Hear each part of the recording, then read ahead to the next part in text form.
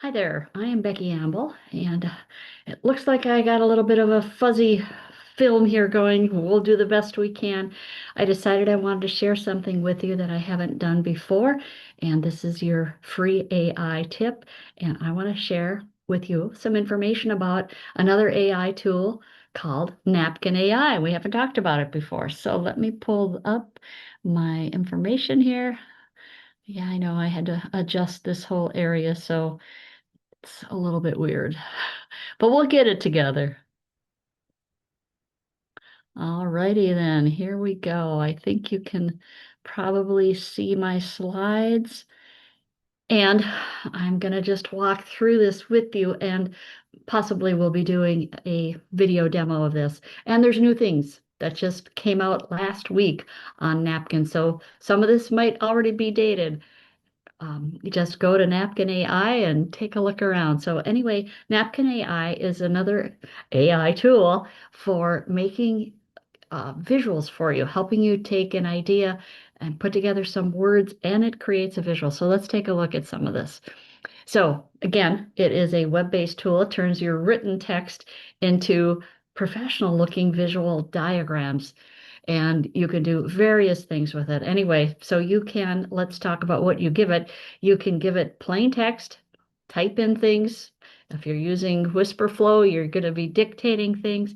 You're going to get diagram flow charts, uh, timelines, and supposed to do infographics. I haven't tried that. And you really don't need to know how to do much of anything. So I love that part.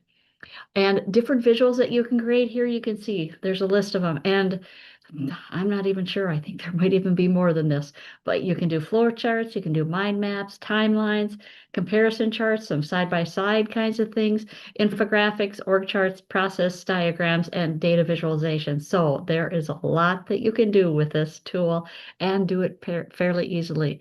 Now, some of the typical professional uses are presentation visuals, as you can see, pitch deck and proposals, team collaboration, reports and summaries, training and onboarding, brainstorming and planning. And it's a really good tool when you're starting out with some ideas and you want to do something quickly.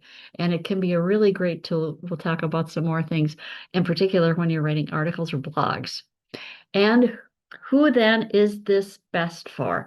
One of the areas that it can be a really good tool is in product strategy and operations. So again, you can see here process flows, roadmaps, decision diagrams, marketing and content, or as I would probably call it, promotion.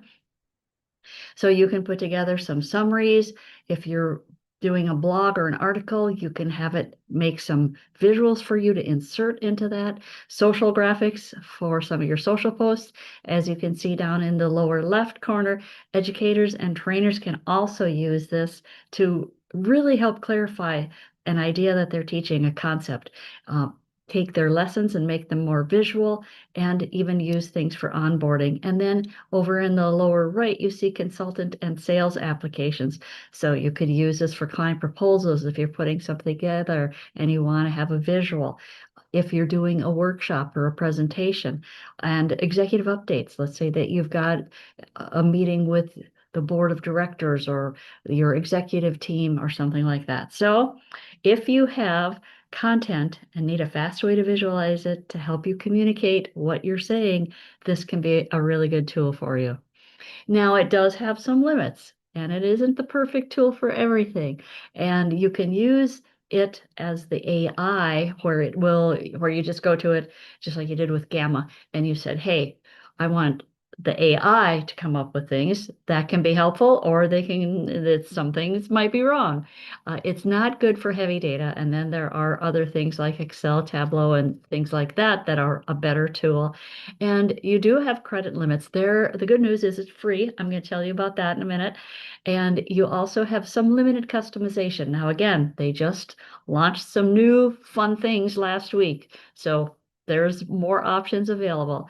And it has no way, at least as far as I know, to still get any spreadsheet input or something from a file. And again, it's not a replacement for Visio or Lucidchart because they have certainly different applications and strengths. Now, I would just say, take a look at this. Maybe you want to stop the video. Maybe you want to come back and look at it. If you're interested in comparing some things, here you've got a full comparison of Napkin, Canva, PowerPoint, Designer, and Lucidchart and Visio. So you could take a look depending on what you're trying to do and see what looks like the best choice for you. And it is able to export things. You can export things into a PowerPoint, a PNG, SVG, or a PDF. So it's pretty capable to download in just about any format you're going to need. And it also works with, you can see along the bottom there, PowerPoint, Google Slides, Canva, and Keynote. So it is pretty flexible. And here you go. You probably want to know, well, how much does this cost? How much can I get for free? So we'll take a look at the free thing. You get 500 AI credits per week. And that, at least as a starting point, if you just want to try this out, is going to take care of everything you need. Now, if you want plus, that's only $9 a month. So take a look at this and play with it and see if it's something that you think you're going to use for much. And if you're going to use it a lot, hey, take a look at the Plus or the Pro membership, and the Pro is $22 a month. And I don't think that's probably going to apply to a lot of you. However, if you find that you're doing a lot with visuals and this would be really helpful, go take a look at their Pro option.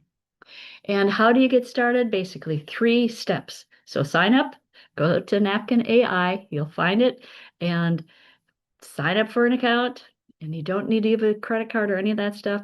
Secondly, paste in your text. If you've got something that you want to help it visualize, if you're doing an article, a blog, or some kind of post on social media, just give it what you've got and then ask for it to create a visual for you.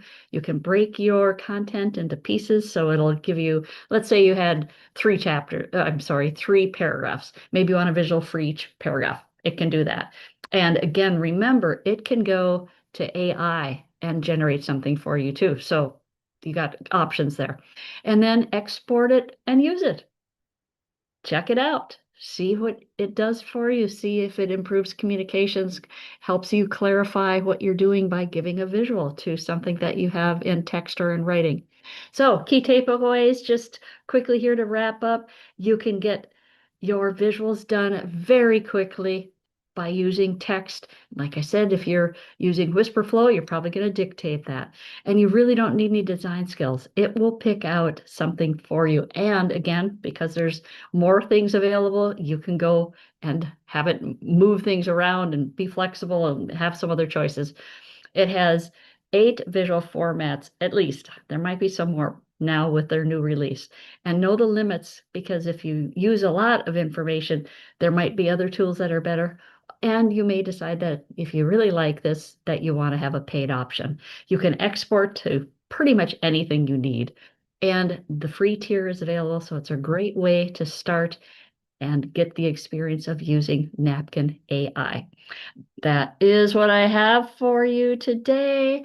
I just wanted to share that with you. Let me know if you try it out and how you like it, if you have some success with it. Again, with all of these, it's pretty simple to use. You're going to have to be a little patient maybe to tweak some things and see what works best for you. Thanks again, and we'll see you next time.